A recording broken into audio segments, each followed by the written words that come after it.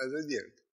Então a turma ficou dividida em dois grupos. Uns que acreditavam que o cara não queria perturbar o cronograma dele, então tinha pulado aquilo para poder cumprir o cronograma. Outra metade dizia que não, que ele foi à aula, deu a aula para ninguém. Então, quando os alunos perguntaram, professor, o senhor deu aula para um conjunto vazio? Ele respondeu, você acha que uma aula tão boa como a minha depende da presença ou ausência de algumas pessoas na sala? Olha, de modo que o conjunto não é vazio, o conjunto tem 3 elementos, agora passar para 4. Estou nem aí. Não veio porque eu não quis. Eu vim. Muito bem. Eu vou começar, não em benefício daqueles que vão chegar atrasados, se é que vão chegar, mas em benefício da clareza, vou explicar alguns pontos que ficaram assim meio passados por cima nas 2 aulas anteriores. Um deles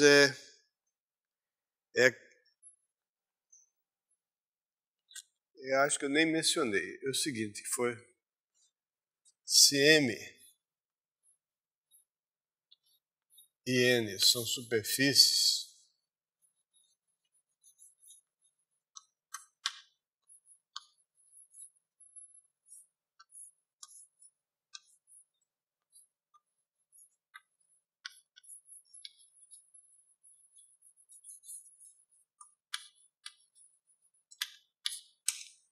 o produto cartesiano de 2 superfícies orientáveis é uma superfície orientável, mas vale a recíproca também. Se o produto cartesiano é orientável, então a superfície é orientável.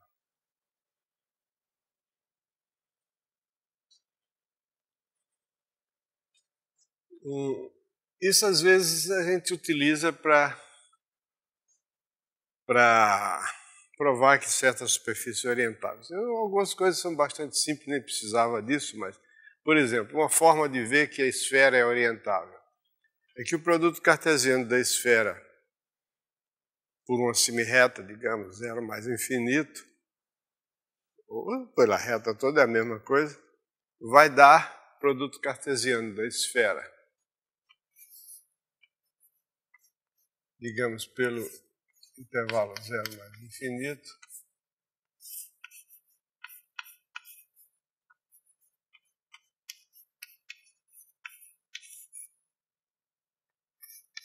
é um difiomorfismo entre esse produto e esse, simplesmente a f de xt igual a tx. Okay? Isso dá um difiomorfismo e como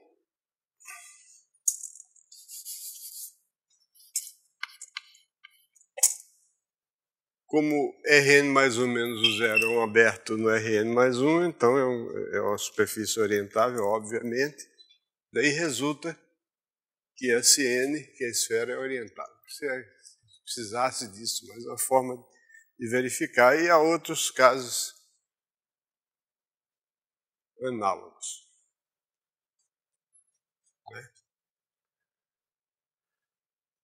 Que quando M e N são orientáveis, então o produto cartesiano é orientável. Isso é evidente, porque se nós tivermos 2 parametrizações, φ e ψ, são parametrizações, φ é uma parametrização em M e ψ é uma parametrização em N, então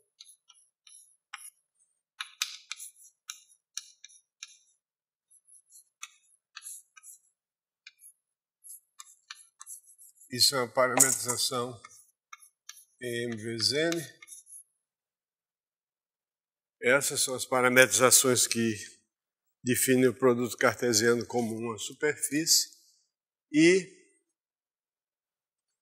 se nós tivermos outra parametrização de tal modo que a interseção é não vazia, interseção das imagens aqui em M vezes N, então a gente verifica que, por exemplo, φ1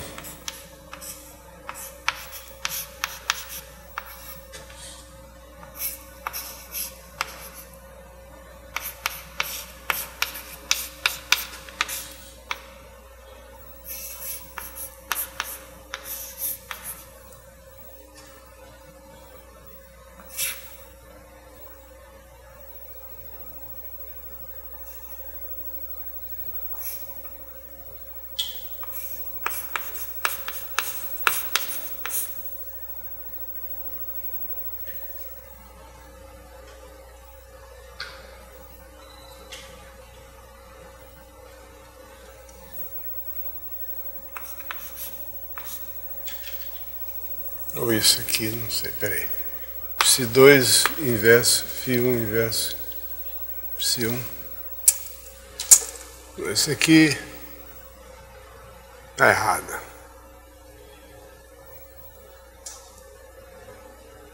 Se eu tiver duas parametrizações dessas, se eu tiver, por exemplo, outra aqui. Bom, o fato é que se você tem duas parametrizações, você tem φ1, φ1 inverso composto com φ2, φ2, isso aqui vai dar φ1 inverso com φ2 vezes φ1 inverso φ2. Consequentemente, o determinante jacobiano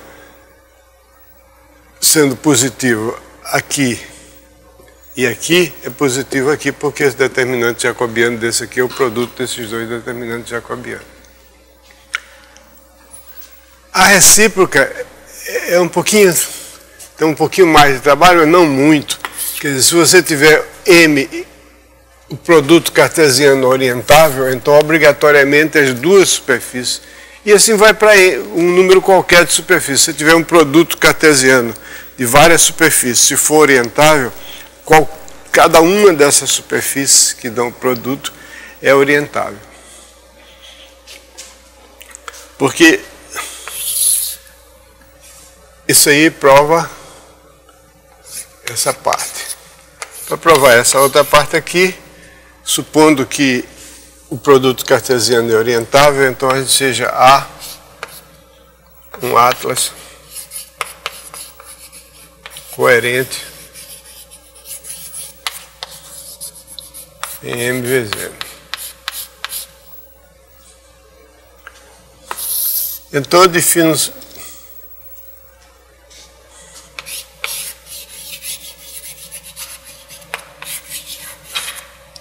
para provar, por exemplo, que supondo que M vezes N é orientável, que M é orientável. É a mesma coisa para M. Defina B como sendo o conjunto das parametrizações. Assim. Primeiro, fixe uma parametrização si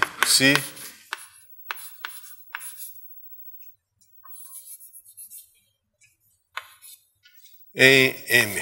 Para provar que N é orientável, por exemplo. Fixe uma parametrização qualquer em M. E defina B como sendo o conjunto das parametrizações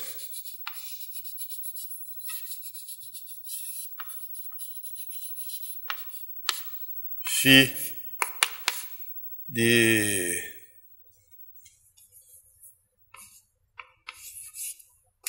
W0 em W em N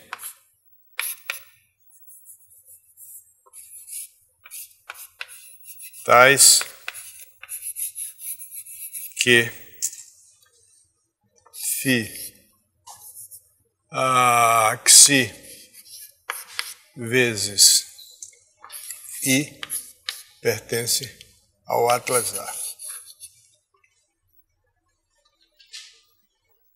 Então, isso aqui é um atlas em N, porque se eu tiver uma parametrização em N, tal que isso aqui não pertence ao atlas A, eu mudo a orientação da parametrização, mudando o sinal da primeira coordenada, por exemplo, aí passa a ter a mesma imagem que a Φ tinha, e agora isso aqui vai estar em A.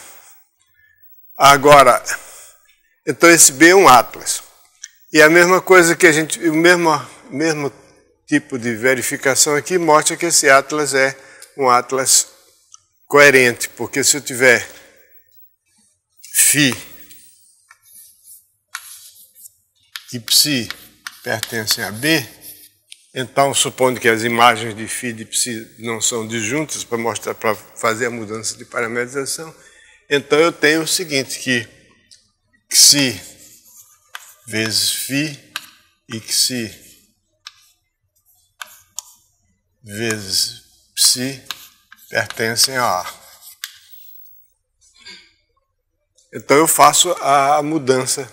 Se pertencem a A, como A é um atlas coerente, então, por exemplo, Xi vezes Ψ inverso composto com Xi com Φ ainda está em A, porque A é...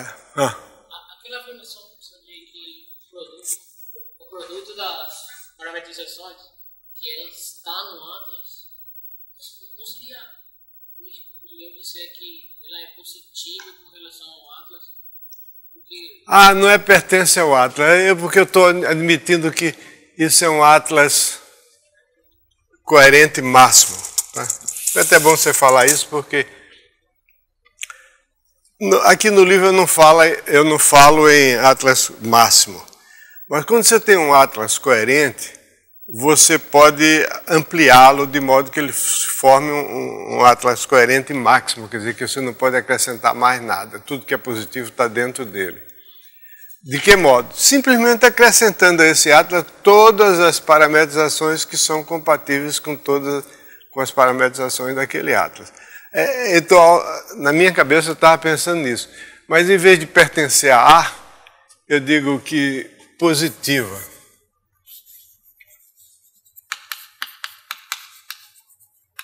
Relativamente a A. Ok? Aqui também, isso aqui significa positivo. Ok? Quando uma parametrização é positiva em relação ao atlas, significa que ela está contida no atlas máximo, coerente máximo que contém aquele atlas. Então é positivo.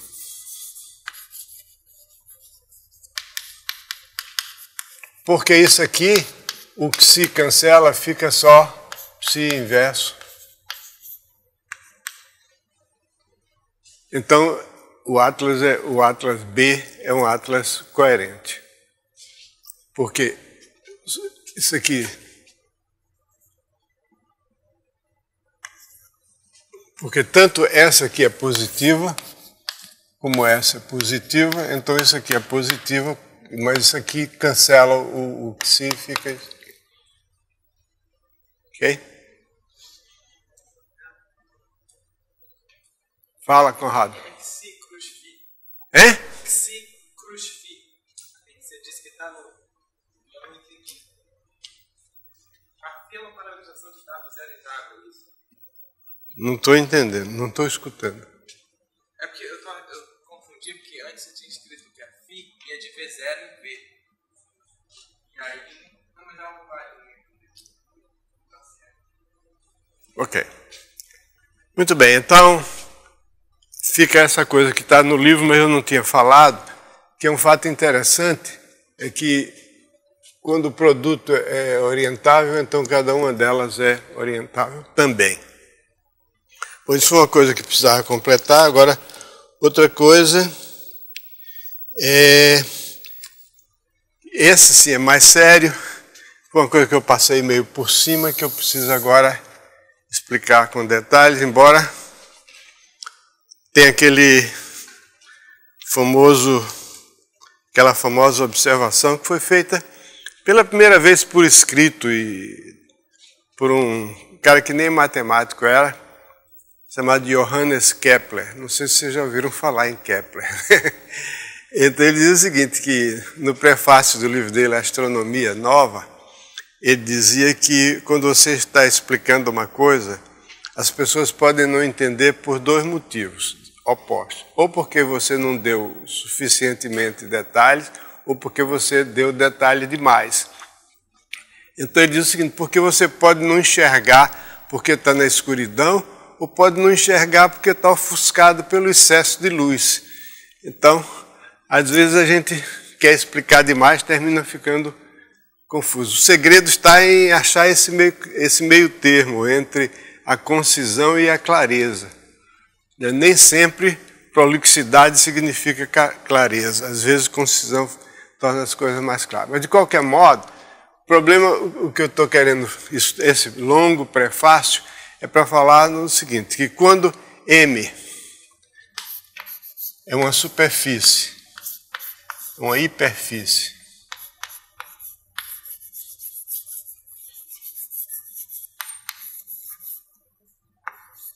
evidentemente ele não precisa dizer que ela é de classe CK, onde K é maior do que ou igual a 1, mas hiperfície significa que ela tem dimensão N.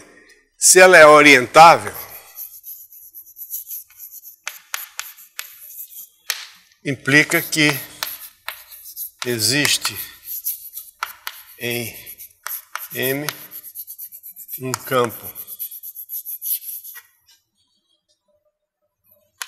contínuo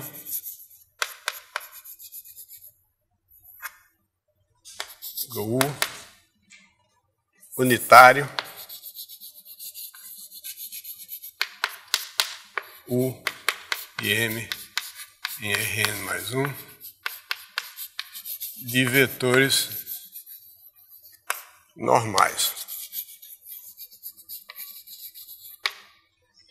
Vetores normais significa que é uma aplicação contínua de M e Rn, unitário significa que U de P tem módulo 1 para todo P pertencente a M, e unitário, normal significa que U de P é ortogonal ao espaço vetorial tangente a P para todo P pertencente a M.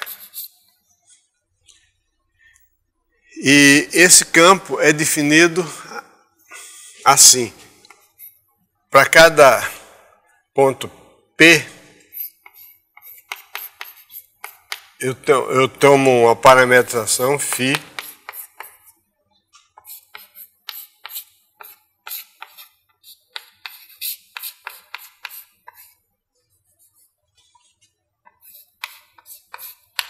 onde essa parametrização, o ponto P pertence à imagem dessa parametrização, e defino o campo Pφ de x, defino o campo P como sendo dφ sobre dx1 no ponto x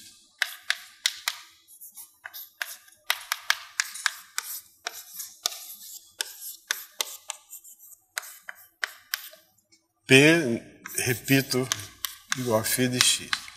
Isso aqui sendo o produto vetorial, você tem esses vetores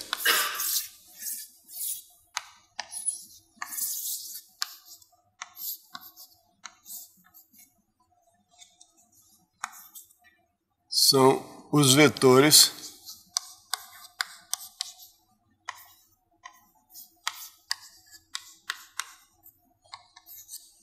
tangentes determinado, a base do espaço vetorial tangente determinado pela parametrização φ. Então, espera aí, ainda está faltando uma coisa. Isso aqui não é unitário. Isso aqui é dividido pelo módulo desse aqui. O módulo que está aí em cima. Bom, então isso aí é um campo de vetores unitários ortogonais ao espaço vetorial tangente, porque o produto vetorial é perpendicular, é um vetor que é ortogonal ao subespaço gerado pelos vetores fatores do produto, e é de classe CK-1, onde K é a classe de diferenciabilidade da hiperfície. E, na verdade, dizer que é contínuo e dizer que é de classe CK-1 são equivalentes desde que eu suponha que eu estou com vetores normais. O vetor normal, ele é um múltiplo, que, como em uma hiperfície, com a dimensão 1, dois vetores normais são sempre um múltiplo do outro.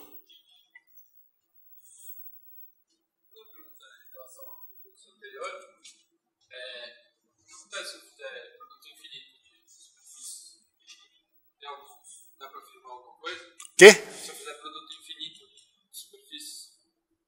Produto infinito? Aí não é uma superfície. Superfície, todas as superfícies que nós estamos considerando têm dimensão finita. Existe a noção de superfície de dimensão infinita, que é utilizada, não é bem, aí no caso aí se chama variedade de dimensão infinita. O que nós estamos chamando de superfície chama-se usualmente subvariedade do Rn.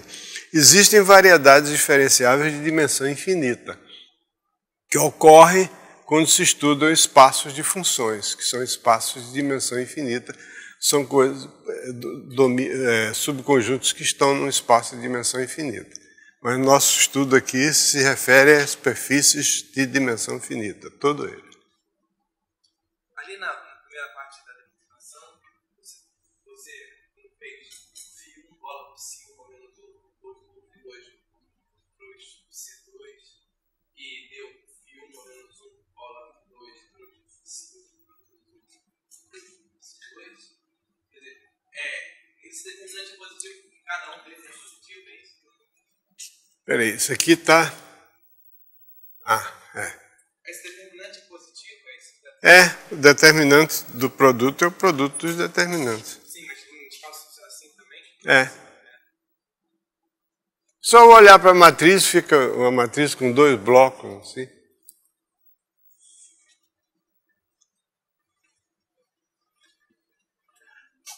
Bom, então, esse aqui é o campo de vetores. E uma coisa que a gente tem que verificar é que esse campo de vetores, ele não depende da parametrização. Se eu fizer uma mudança de parametrização, o que vai acontecer é que esses vetores aqui, que formam a base do espaço vetorial tangente no ponto P, vão ser transformados por uma matriz, que é a matriz de passagem de uma base para outra base, que não é nada mais, nada menos do que a matriz jacobiana do difiomorfismo que dá a mudança de coordenadas. Deixa eu ser um pouquinho mais explícito. Vamos supor que eu tenho aqui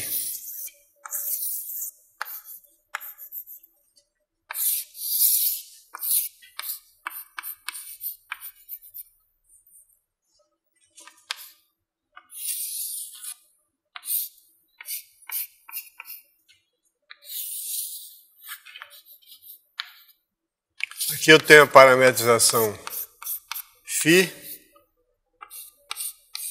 aqui eu tenho a parametrização ψ.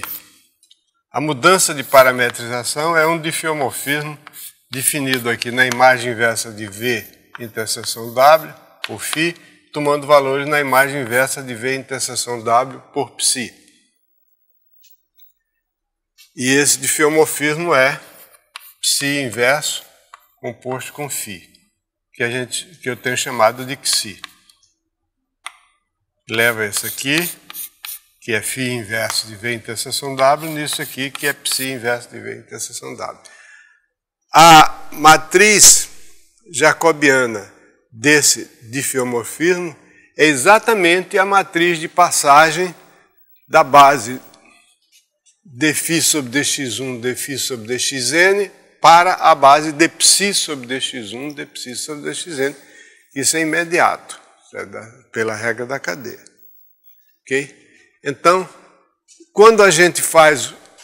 Então, definido assim o campo de vetores normais, permanece a obrigação de provar que ele não depende da parametrização tomada. E a razão pela qual ele não depende da parametrização tomada é que, se eu mudar de parametrização, esses vetores aqui são transformados de acordo com a matriz jacobiana da Xi, quer dizer, o dψ sobre dx j vai ser igual à soma de A e J dφi sobre dxj, soma I, onde esse A e J é a matriz jacobiana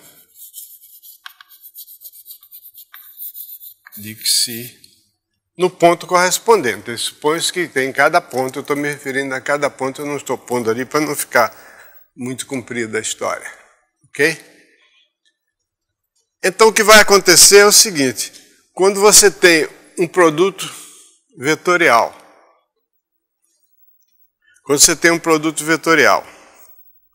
e você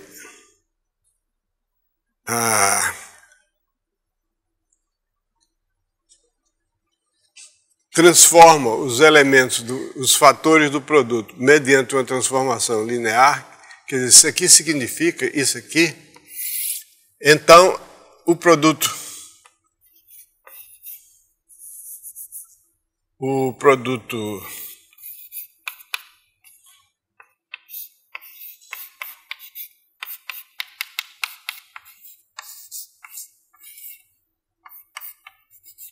eu estou omitindo os pontos, mas os pontos são os pontos correspondentes.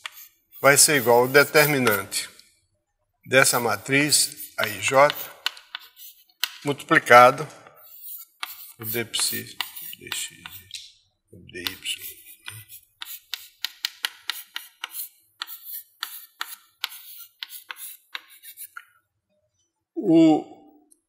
O produto vetorial fica multiplicado pelo determinante da matriz. Por quê? Pelo seguinte, porque eu vou daqui a pouco falar um pouquinho mais sobre o produto vetorial. O produto vetorial depende linearmente de cada fator e é uma aplicação n-linear alternada. Quer dizer, se eu mudar a ordem de dois fatores, ela muda de sinal.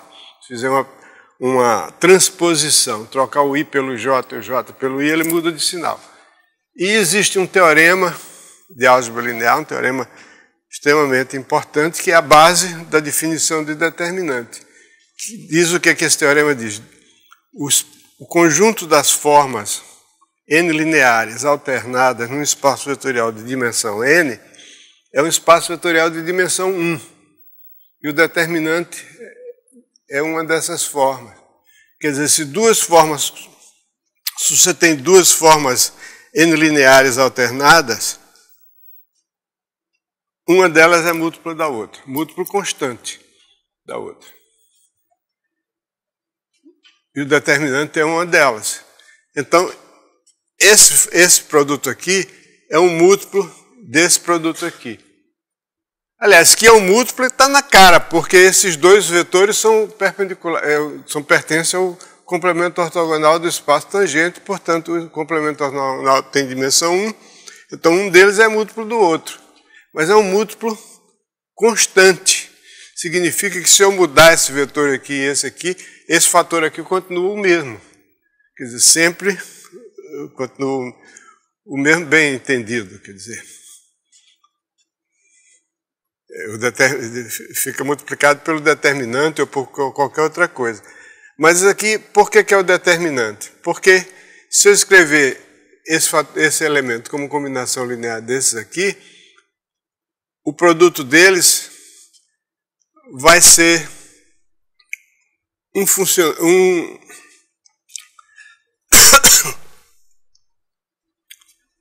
porque a notação está atrapalhando ligeiramente. O que eu quero dizer é o seguinte, é que se em vez de dφ sobre dx1, etc., eu tivesse u e v, seria mais simples. Por exemplo, Se você tiver V1, V2, Vn e U1, U2, Un em Rn mais 1. Então, V1, Vj é igual à soma de AIJ, UI. Então, isso implica que V1, Vj é o determinante da matriz AIJ vezes U1, Uj, Un. De um modo geral, eu posso dizer o seguinte, que V1, Vn é uma função n linear alternada de V1, Vn vezes U1, Un. Quer dizer, eu conhecendo esse fator, esse produto aqui, os outros produtos dependem dele, são múltiplos desse aqui, uma função n linear alternada.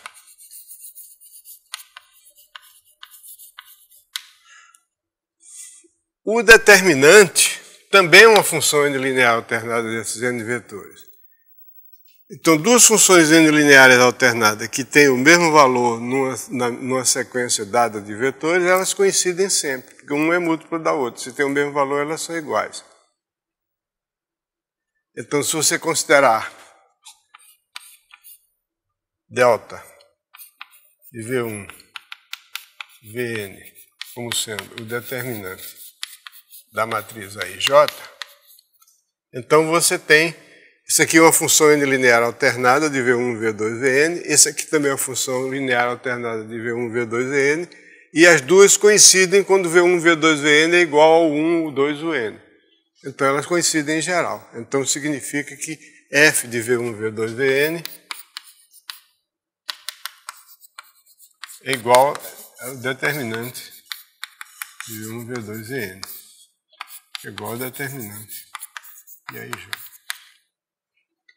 Bom, uma vez estabelecido isso, que está escrito aí no livro, em todo detalhe, fica claro agora que se eu mudar o sistema de parametrização, esse vetor UP não vai alterar, porque vai alterar o seguinte, esse aqui fica substituído pelo anterior, quer dizer, o novo produto ficaria o anterior multiplicado pelo determinante da matriz de mudança de parametrização.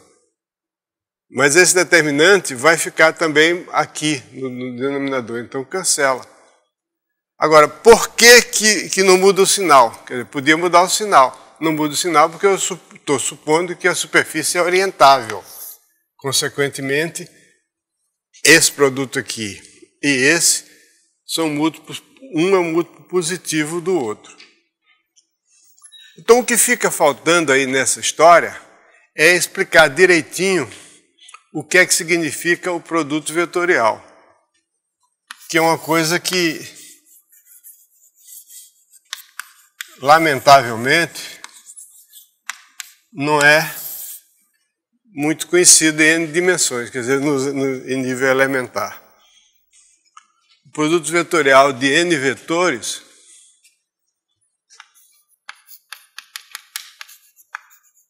em Rn mais 1, por exemplo. No espaço vetorial de dimensão n mais 1, vamos fazer Rn mais 1 sempre. Como é que é o produto vetorial? O produto vetorial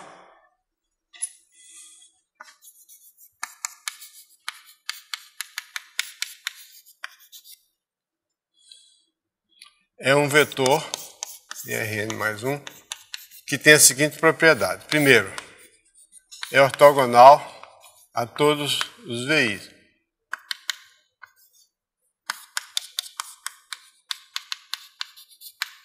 Quer dizer, se eu pegar dois vetores aqui, V1 e V2, o produto vetorial W é perpendicular a V1 e é perpendicular a V2. A segunda propriedade é que se eu escrever V1, Vn e acrescentar o W no fim, esse determinante fica positivo. Essa condição aqui, a primeira condição diz que o produto vetorial tem que estar no complemento ortogonal desses n vetores, que é uma reta. Então, o produto vetorial tem que estar numa reta. A segunda condição diz que ele está de um lado da reta, determina qual lado da reta em que ele deve estar, está num ou no outro. Isso aqui significa que os V1, V2, Vn, juntamente com o W, vão formar uma base positiva do espaço euclidiano. E a terceira condição diz que o volume do paralelepípedo determinado por V1, V2, Vn, é um paralelepípedo n-dimensional, portanto, é o comprimento do produto vetorial. Quer dizer, o produto vetorial aqui nesse desenho é um vetor cujo comprimento é a área desse paralelogramo, no caso de 2 dimensões. No mais geral, então isso fica tudo muito bem, exceto que vocês vão me perguntar, mas o que é o volume de um paralelepípedo? O volume do paralelepípedo é definido por indução. É o volume da base multiplicado pelo comprimento da altura. Aí a gente vai ver pela forma que vai resultar daqui a pouco, qual que é a base, qual que é. A altura é uma questão imaterial, não faz diferença. Então o problema é saber o que é o volume do paralelepípedo determinado por n vetores. Aliás, o paralelepípedo determinado por volume R, isso aqui é o volume R dimensional. Então, por exemplo, você pode considerar 2 vetores no R3 e considerar o volume, a área do paralelogramo determinado pelos dois. É o volume R dimensional de R vetores situados no Rn. Ok? Então, o volume R dimensional é definido assim, por indução. O volume R dimensional do paralelepípedo. Assim, o que é o paralelepípedo determinado por esses R vetores, que tem esses R vetores como aresta? É o conjunto de todas as combinações lineares desses vetores com coeficientes entre 0 e 1. Ok? Então, o volume do paralelepípedo é, por definição, o comprimento da altura vezes o volume do paralelepípedo determinado pelos vetores a partir do segundo. E o que é a altura? A altura é a seguinte, você tem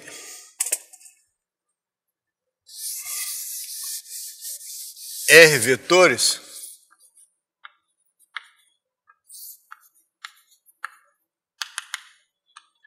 e aqui você tem... Não, peraí. Agora já que eu botei V1 ali, vai assim. Então esse é o V1. Então eu olho para o subespaço gerado pelos vetores V2 até VR, tá? Esses vetores geram subespaço. O H vai ser a projeção de V2 sobre o complemento ortogonal desse subespaço. Quer dizer, H é um vetor que tem caracterizado pelas seguintes condições. Primeiro, que ele é ortogonal ao subespaço gerado por V2 e VR. E segundo, que a diferença V1 menos H pertence a esse subespaço. Então, a maneira de obter esse é projetar o V1 sobre o subespaço determinado pelo V2 e VR e tomar a diferença entre V1 e essa projeção. Essa projeção. Então, daí o vetor H aqui. Ok? Então, essa é a altura. É um vetor que era caracterizado pelas seguintes duas condições. A altura, o vetor altura, ele é, primeiro, ortogonal ao subespaço gerado por V2, V3 e VR. Segundo, V1 menos H pertence ao subespaço gerado por V1, V2 e VR.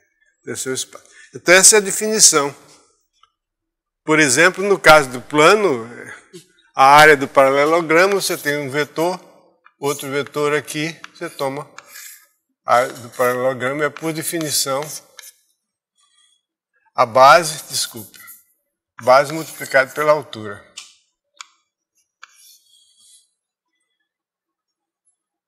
O paralelogramo seria esse aqui, a base multiplicada pela altura.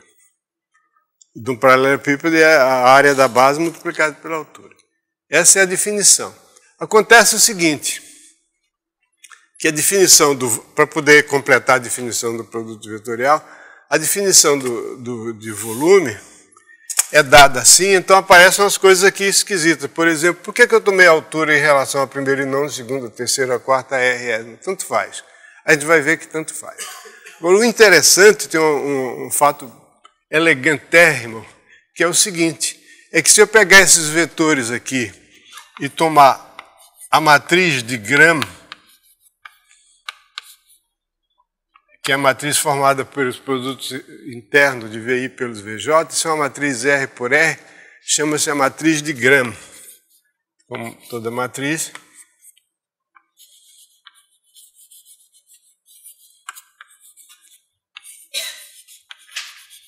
É a matriz de Gram desses vetores. O determinante dessa matriz é o quadrado do volume do paralelepípedo que eu acabei de definir. O determinante. Então, essa matriz às vezes é chamada por G de V1 VR.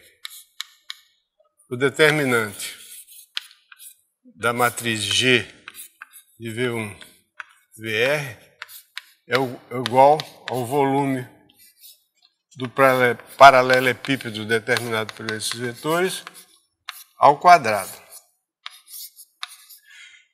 Que a gente vê que essa matriz, é uma matriz R por R, o determinante dela nunca é negativo.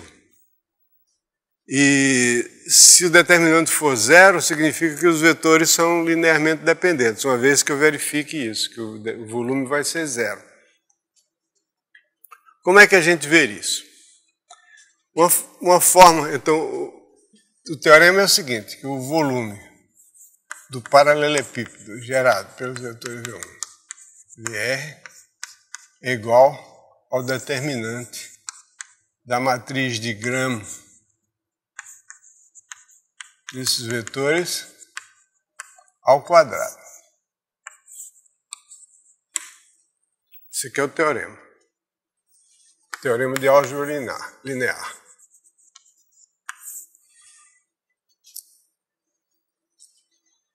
Então, se você olhar para a matriz de Gram, você vê imediatamente que o determinante dela é um produto de duas matrizes. De que forma? Vamos supor, demonstração, seja o 1, vamos escrever E1, ER, uma base ortonormal do subespaço gerado por V1 VR. V1 VR, por exemplo, o caso mais comum, eu estou tomando R, mas o caso mais comum é quando você tem N vetores no Rn mais 1. Tá? Oi. O quadrado do teorema não é do lado esquerdo da voltagem?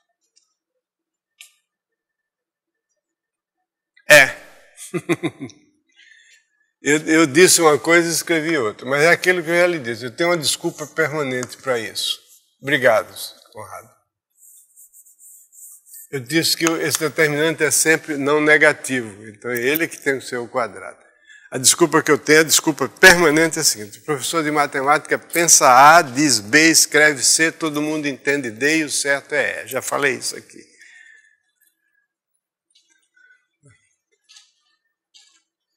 Mas eu conto com a atenção de vocês para me corrigirem. Então, seja uma base ortonormal de subespaço gerado por V1, V2, VR. Então, é imediato.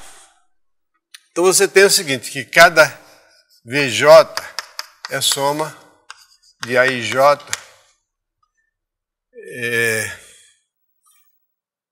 UI. Na verdade, esses AIJ são os produtos internos. Bom, tá bom. Soma I. Então, como isso é uma base ortonormal, o produto interno, vamos chamar de AK. Soma em K. E o VI, portanto, é a soma em K de AKI por K, ok? Mas se você tomar o produto interno do VI pelo VJ, o que é isso? O produto interno de VI pelo VJ vai ser a soma em K de AKI por AKJ. Está com uma cara de produto de matrizes, né? Só não é produto de matriz porque os índices estão trocados, mas aí é um produto de uma matriz pela transposta da outra. Então é o seguinte, se eu chamar de isso aqui, então a gente vê que a matriz de Gram é, na verdade, se eu chamar de M, a matriz formada pelos coeficientes dessa expressão, então a matriz de Gram dos vetores V1 e VR é o produto da transposta de M por M. Isso é a definição de produto de matrizes. O ijésimo elemento do produto de uma matriz é o produto interno da iésima linha pela jésima coluna, da iésima linha do primeiro pela jésima coluna do segundo. No caso aí é o produto interno da iésima linha pela jésima linha. Aí é porque é a transposta. Então, se você, quer dizer, olhando com cuidado para a matriz de Gram, a gente vê que cada elemento da matriz de Gram é uma expressão desse tipo, portanto a matriz de Gram é o produto da matriz M, da transposta de M por M. Ok? Consequentemente, o determinante da matriz de Gram, como é que é o determinante da matriz de Gram? É o quadrado do determinante de M. Então, uma coisa interessante, dessa fórmula, que é uma observação, resulta de uma mera observação, o determinante da matriz de Gram é o quadrado do determinante da matriz M das coordenadas, em relação à base ortonormal, mostra o seguinte, primeiro, que o determinante daquela matriz M não depende da base ortonormal que eu peguei. Que o produto interno é uma coisa que não depende de qual base você pegou. O produto interno é um conceito intrínseco. Outra coisa que eu observo aí é o seguinte. Se eu, em vez da matriz de Gram, de V1, VR, eu considerar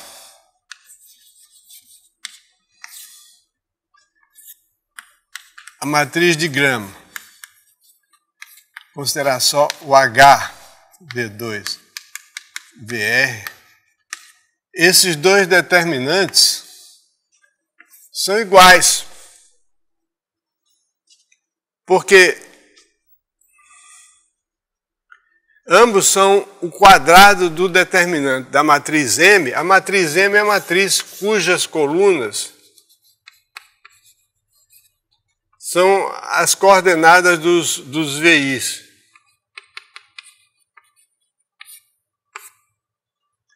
Coordenadas, bem entendidas, em relação àquela base ortonormal que eu fixei, o I, o 1, o 2, etc. o N. Não é isso? Então, quando eu substituo aqui o V1 pela altura H, o que é que eu fiz? Eu substituí um vetor por outro vetor que é igual a ele, mais uma combinação linear das demais colunas, e o determinante não se altera. quando você substitui, você soma um elemento, a combinação linear das demais colunas. A uma coluna, a combinação linear das demais. Então, essa simples e modesta igualdade aqui, que resulta da observação de que o produto de duas matrizes, o ijésimo elemento do produto, é o produto interno da iésima linha pela jésima coluna. Quer dizer, olhando aqui, a matriz de Gram já aparece logo como sendo um produto de duas matrizes. Os elementos dela são os elementos da matriz produto. Então, a partir dessa observação simplória, a gente conclui duas coisas interessantes. Primeiro, que esse determinante aqui de M não depende da base que eu escolhi. E a segunda é que vale isso aqui. Espera aí, mas se é isso, agora se eu olhar para essa matriz aqui, como o H é perpendicular a V1, a V2, a V3, a V4, a V5, etc., então essa matriz aqui de Gram, ela aparece do seguinte tipo, ela tem um produto aqui que é H, produto interno por H, que é H2, na primeira linha, na primeira coluna, o resto é tudo zero aqui, e aqui tem outra matriz, que é a matriz de Gram de V2, VR. Quer dizer, essa matriz aqui é assim.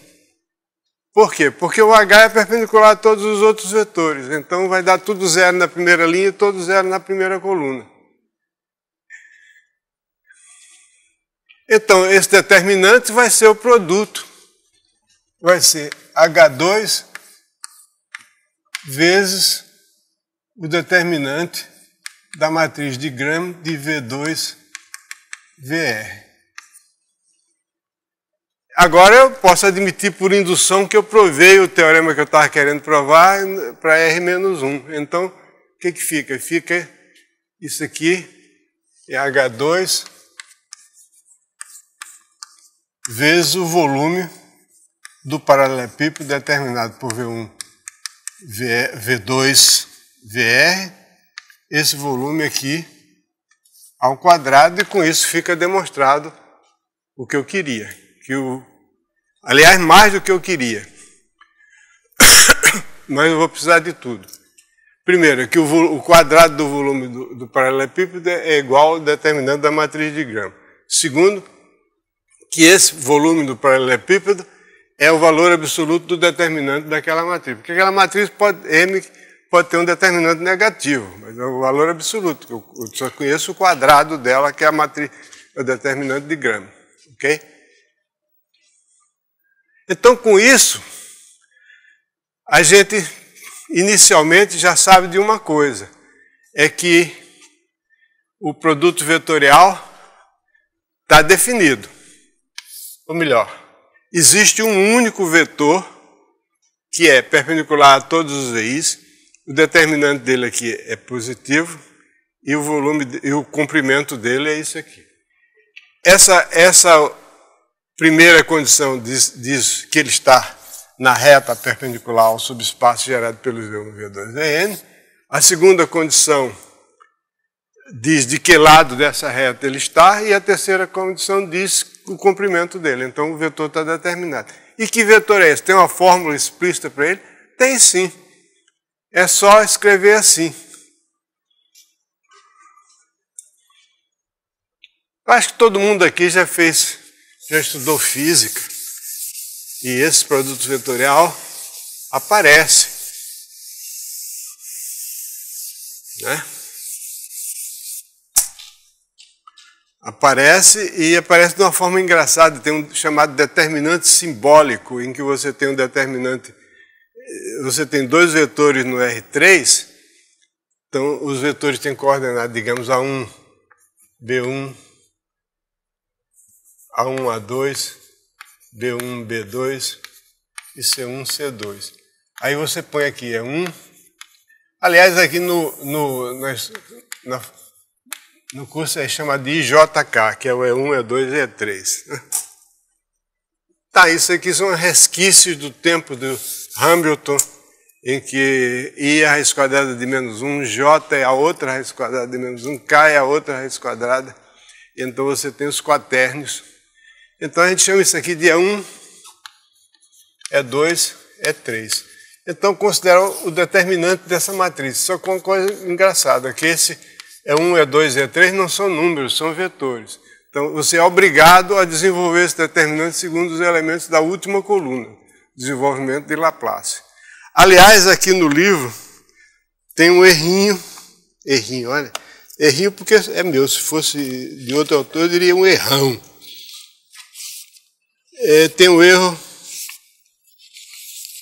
que na página 134, eu vou dizer onde é que está o erro.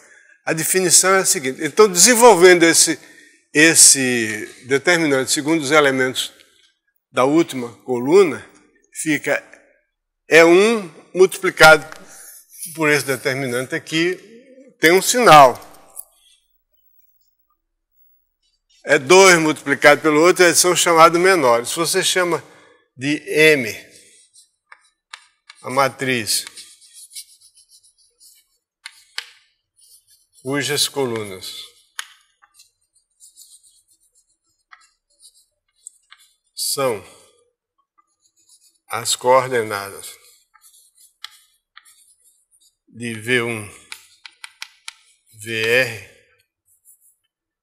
vamos chamar Vn, porque agora vamos supor que V1, Vn, vou simplificar, pertence a Rn mais 1. As coordenadas agora são as coordenadas em relação à base canônica. E Mi, bom, essa matriz é uma matriz que tem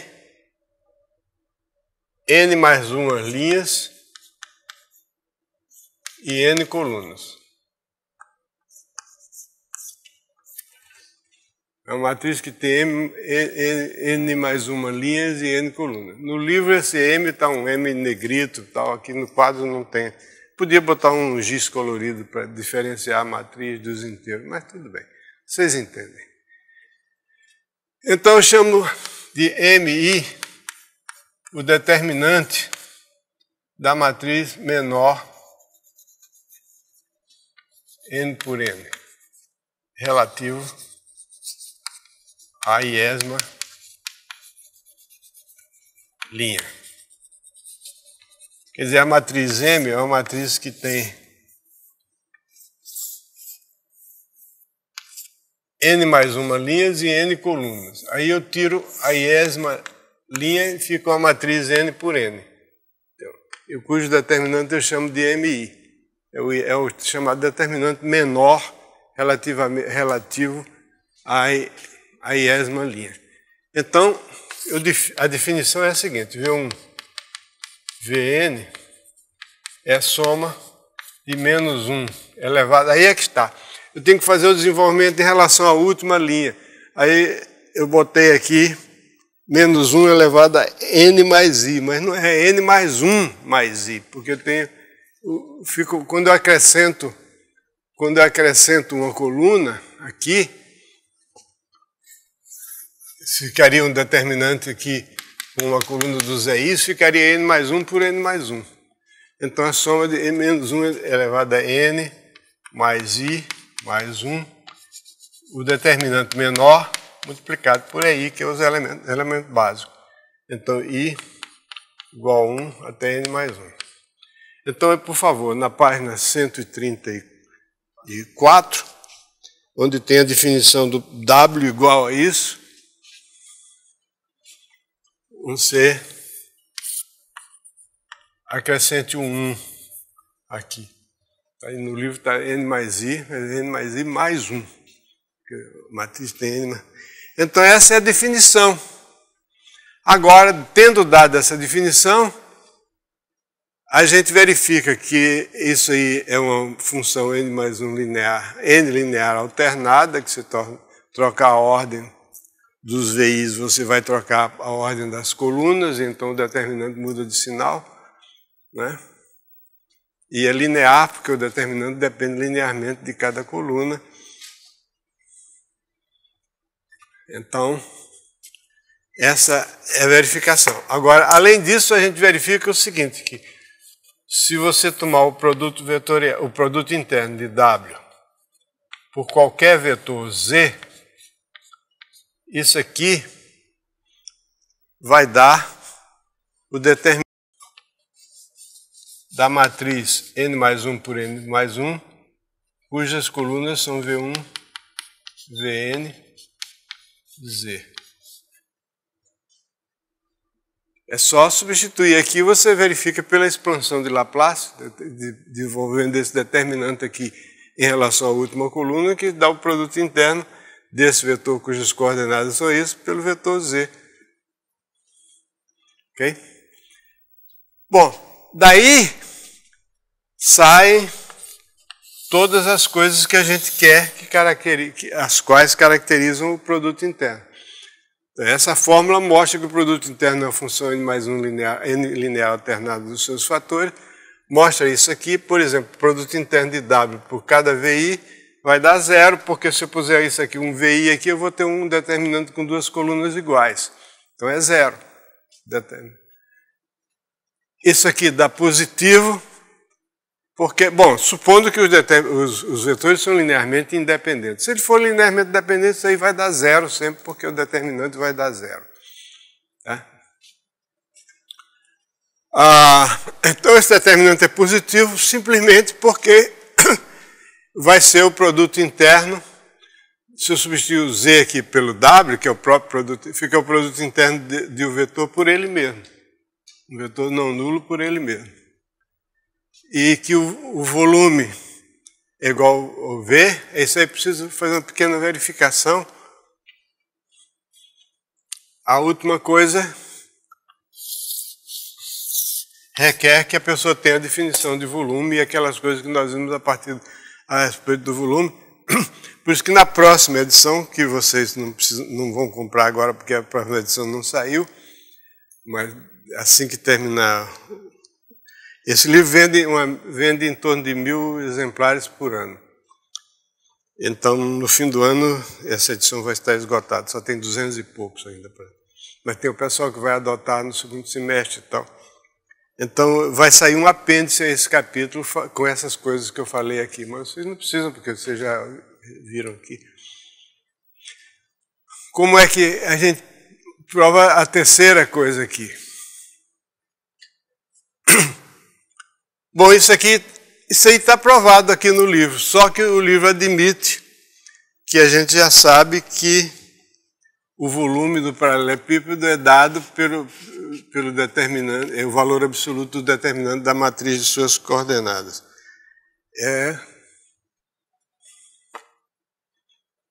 Já que eu baguncei tudo, vou continuar bagunçando.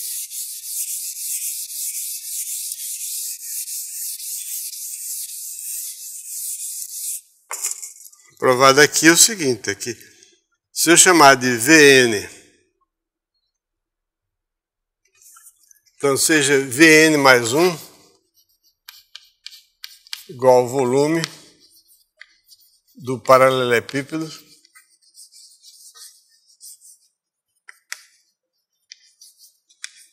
cujas arestas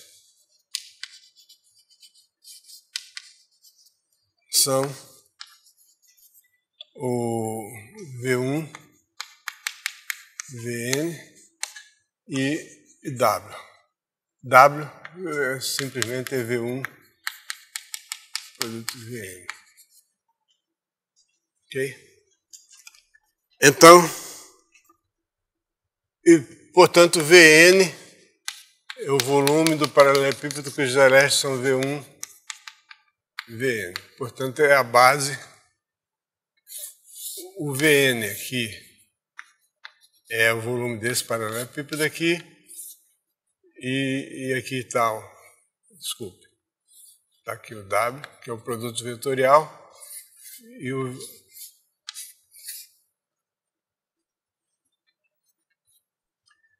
Ok? Vn mais 1 é o paralelepípedo cujos arestas são esses aqui, o W é perpendicular a esse, e o Vn é esse aqui. Então, o W, comprimento do W vezes o Vn, vai ser o volume do paralelepípedo V1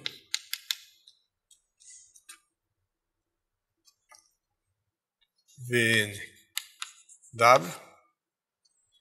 Ok? Por definição, eu botei a última em vez da primeira, mas tanto faz, pelo efeito do volume. A ordem do volume é um número positivo, não altera a ordem aqui. Então isso aqui vai dar o determinante. Aqui nós já vimos que esse volume é o determinante da matriz cujas colunas são V1, V2, Vn, W. Ok? Aí é que entra, aqui nessa parte aqui do livro, eu estou admitindo que o leitor já sabe que o volume se escreve como um determinante. Por isso é que nessa próxima edição eu vou botar um apêndice mostrando isso, que é aquilo que nós acabamos de fazer aqui. Que isso aqui é igual a V1 Vn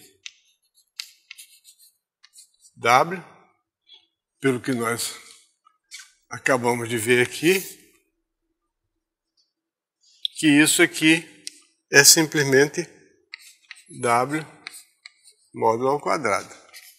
Simplificando, cortando aqui, resulta que o Vn é o W.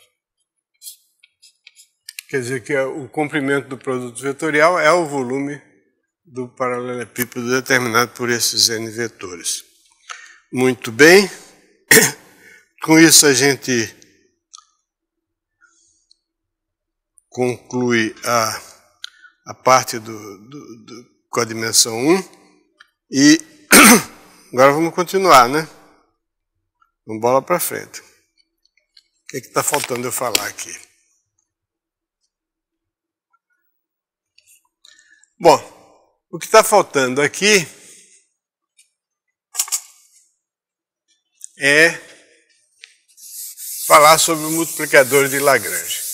Multiplicador de Lagrange, a gente já viu no caso em que a codimensão é 1, em que a gente tem uma hiperfície no espaço euclidiano e a gente tem uma função definida no aberto que contém essa hiperfície sendo definida como imagem inversa de um valor regular de uma função, e a gente quer estudar os pontos críticos da restrição daquela função que está definida no aberto restrita a essa superfície. Isso é o que se chama um problema de máximos e mínimos condicionados. Quer dizer, são máximos e mínimos condicionados, o que as variáveis não são independentes. Você tem uma função, no caso de n mais uma variáveis, no caso que nós vimos antes. Mas essas n mais uma variáveis são sujeitas a uma restrição, que eles devem estar relacionadas de tal modo que uma delas é função das demais, né, que formam uma hiperfície. Agora nós vamos generalizar isso, né, que a coisa é a mesma história, não tem grande diferença. A diferença é que tem muito mais aplicabilidade. É que você tem um subconjunto aberto do espaço Rm mais n, tem uma função, uma aplicação diferenciável em Rn. Não, desculpa, você tem uma função. Máximos e mínimos tem que ser uma função com valores reais. Se bem que existe uma teoria de máximos e mínimos de aplicações, mas é meio complicado. Máximos e mínimos de uma função diferenciável para os valores puderem ser comparados, né? E você tem também uma aplicação φ de U em Rn. Você tem C pertencente a Rn, valor regular.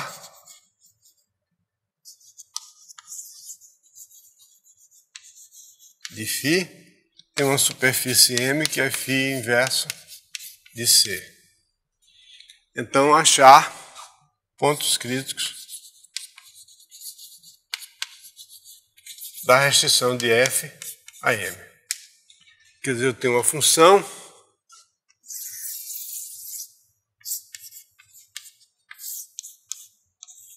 aqui dentro eu tenho uma superfície M e quero achar os pontos críticos da restrição dessa função.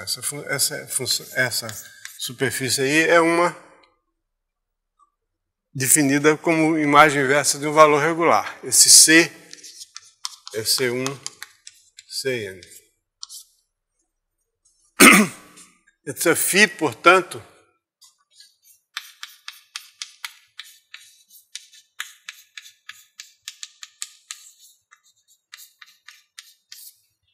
a definição de pontos críticos da restrição é a mesma, são os pontos em que a derivada de f restrita ao espaço vetorial tangente a M é zero.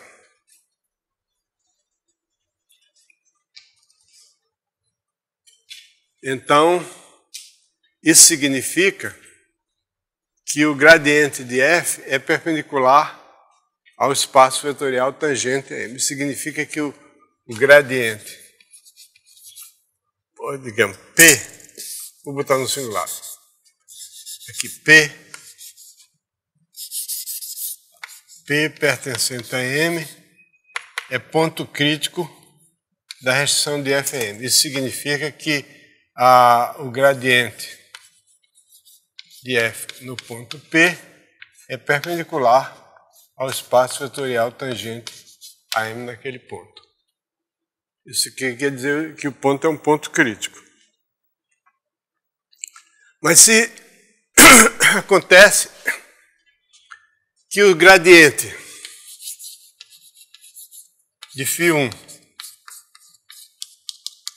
o gradiente de φn no ponto P formam a base do espaço vetorial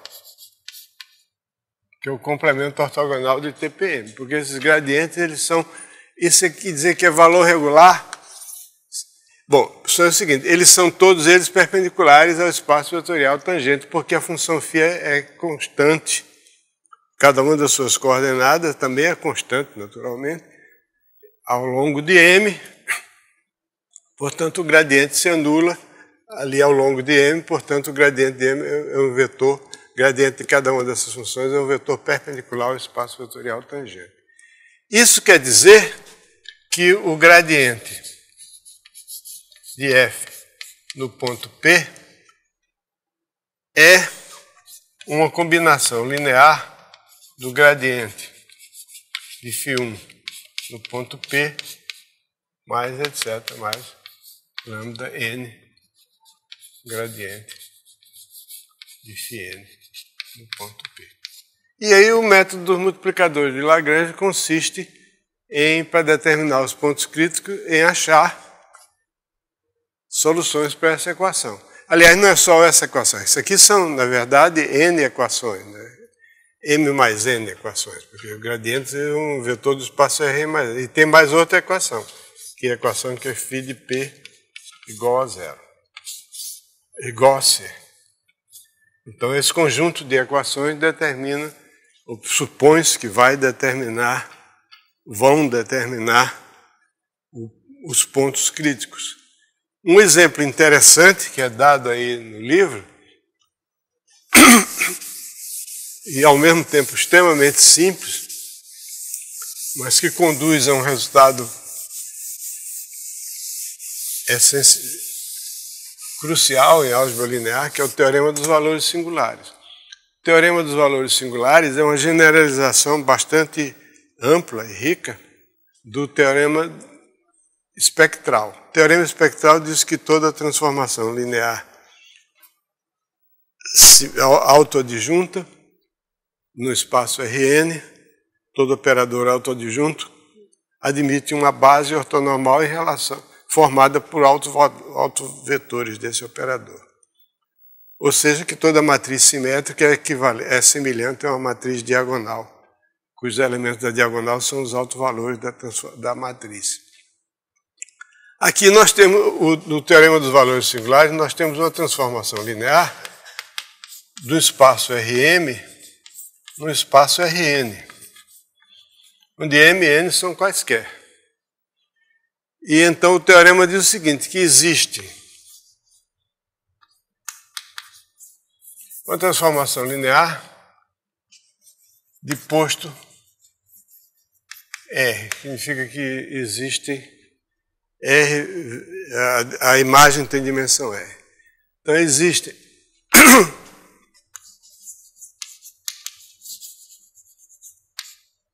não preciso dizer que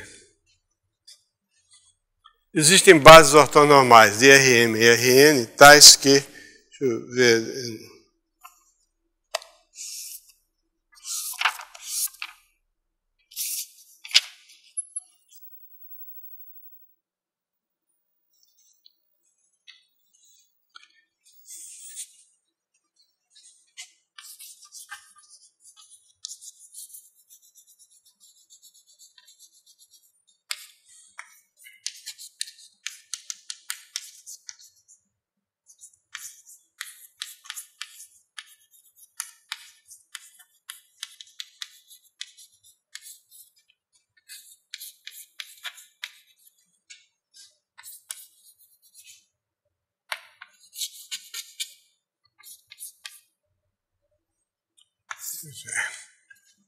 A de I é igual a lambda I VI a estrela de VI é igual a lambda I UI.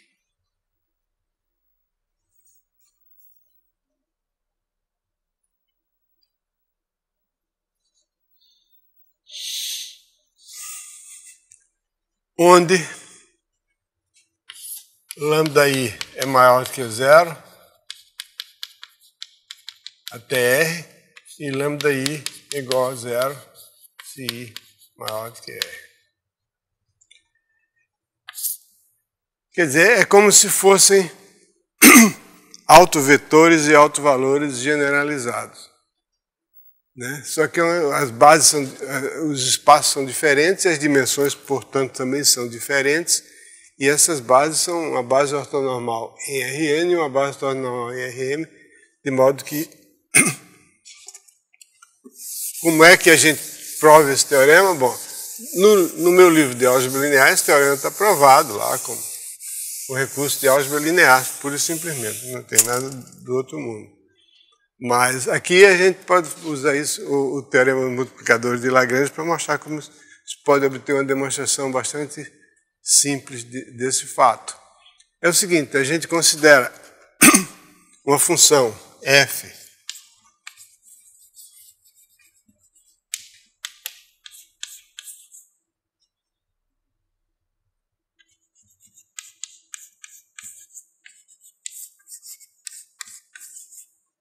definida assim, f de x, y é igual ao produto interno de a de x por y,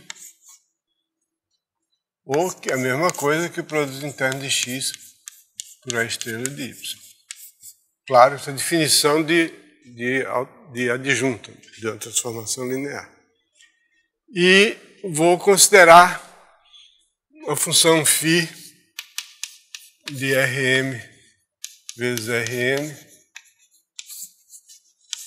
em R2, φ de xy é igual ao módulo de x ao quadrado, módulo de y ao quadrado. Essa função φ e a função f. Então agora é só olhar para a superfície M. A superfície M é φ inverso do valor regular 1, que na realidade é nada mais, nada menos do que Sn menos 1 vezes Sn menos 1. Que são os pontos x, y em que o x é igual a 1, o módulo de x é igual a 1 e o módulo de y é igual a 1. Esse é o gradiente φ tem duas funções coordenadas, φ1 e φ2, que φ1 é x0, φ2 é 0, é o x, o φ2 é o y2. O gradiente de φ no ponto xy é 2x, 2y, né? É o vetor. Tá? E o que é o f? O f, se você fizer a conta, vai dar a soma de AIJ, XY, J. Onde esse AIJ é a matriz de A.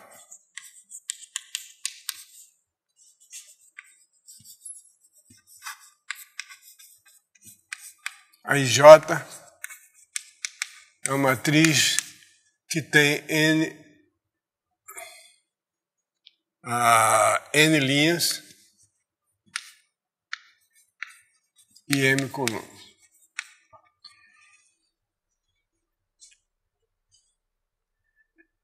Então, para achar os pontos críticos dessa função, bom, essa função ela certamente tem pontos críticos, ela está definida num conjunto compacto A, né? A restrição de F a M, né? M é o produto cartesiano de duas esferas, é um conjunto compacto, então ela tem pelo menos um máximo e um mínimo. Então a gente tem que achar os pontos em que o gradiente de F é uma combinação linear, assim que é o gradiente de F.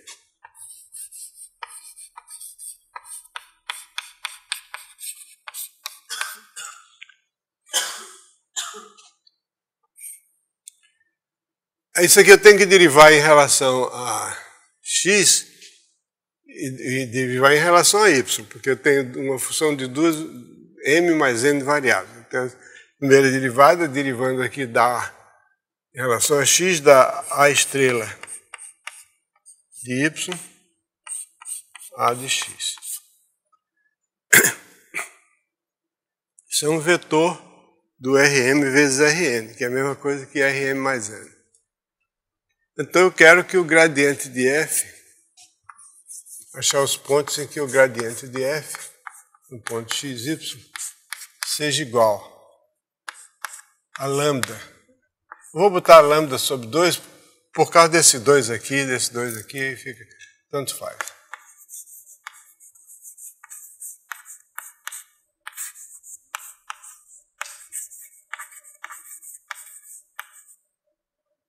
Tudo isso aí no ponto xy.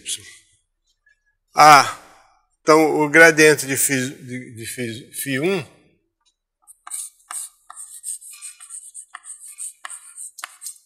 é 2x, 0. O gradiente de φ2 é 0, 2y. Por isso que aquele lambda sobre 2 ali vai cancelar com esse 2, fica mais bonitinho. Então esse aqui fica a estrela de y a x igual a lambda, o gradiente de φ1, 2x é lambda x, e o gradiente de φ2 é μy. Então eu obtenho que a estrela de y é igual a lambda x e a de x é igual a μy.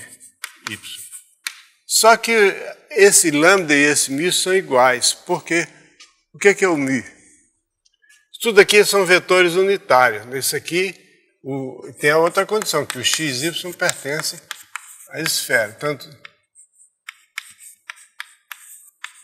Tanto x como y são vetores unitários, em espaços de dimensão infinita, diferentes, mas são unitários.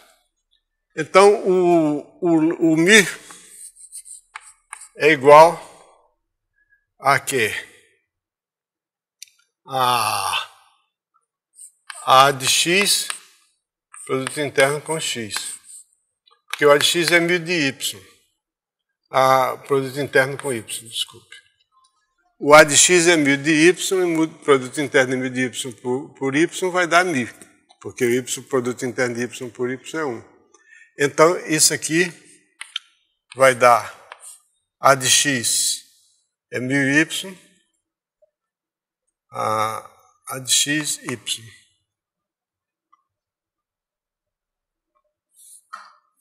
Que é igual a x, a estrela de x.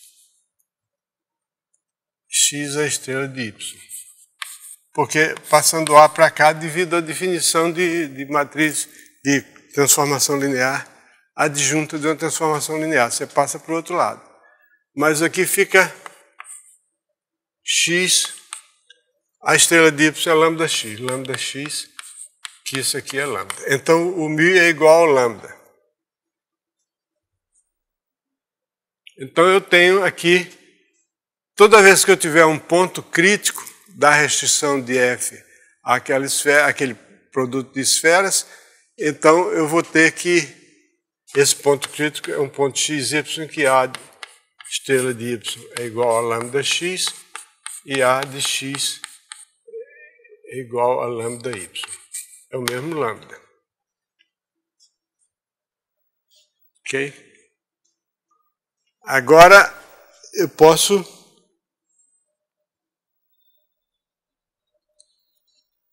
se a transformação linear A não é identicamente nula, essa função f aqui também não é, essa função φ, a função f não é identicamente nula, então ela tem o máximo dela e o mínimo dela são diferentes. Então o máximo não pode ser negativo e o mínimo positivo. Então o máximo vai ter, quando você passar trocando o sinal, troca um pelo outro, então o lambda vai ter necessariamente que ser positivo. Agora, como é que daí resulta o teorema teorema dos valores singulares? É porque é o seguinte, porque existe pelo menos um ponto crítico, que é o máximo, o maior valor de f na esfera. Aí eu quero estudar os pontos críticos de f no produto de duas esferas. Então o máximo vai dar um ponto crítico. Nesse ponto eu obtenho um ponto U1 pertencente a SM, tal que, e um ponto V1 pertencente a SN, tal que A de U1 igual a lambda 1, a lambda vezes lambda 1 vezes V1.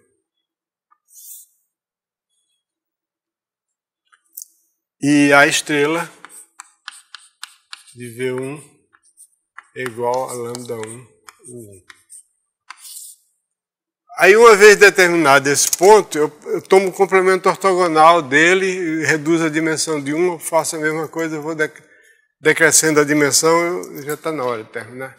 Até que finalmente eu chego com uma base ortonormal em Rm e uma base ortonormal em Rn, de modo que vale isso aqui. Bom, eu pensava que ia dar tempo para terminar, mas tinha minhas dúvidas. De terminar esse capítulo, eu termino na próxima aula.